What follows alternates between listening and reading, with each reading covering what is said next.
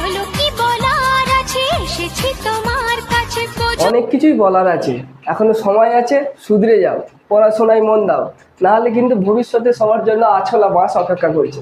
দেখো, এই ধরনের অঙ্ক আমরা কম্পিটিটিভ এক্সামে কীভাবে 10 সেকেন্ডের মধ্যে সলভ করতে হবে। অনেকেই জানো যে 4-এর মাথায় যদি অড নাম্বার থাকে, বা যারা জানো না তারা জেনে নাও, 4-এর মাথায় যদি অড নাম্বার থাকে তাহলে ইউনিট ডিজিট কত আসবে? 4 আসবে। আর 4-এর মাথায় যদি ইভেন নাম্বার থাকে তাহলে ইউনিট ডিজিট কত আসবে? 6 আসবে। দেখো এখানে কি আছে, 4-এর মাথায় এখানে অড নাম্বার আছে, তাহলে এর ইউনিট ডিজিট কত হবে? এর ইউনিট ডিজিট হয়ে গেল কত? 4। আর এখানে কত আছে? 4-এর মাথায় ইভেন নাম্বার আছে, তাহলে এর ইউনিট ডিজিট কত হয়ে যাবে? 6। তাহলে 4 থেকে 6 বাদ দিলে কত হলো?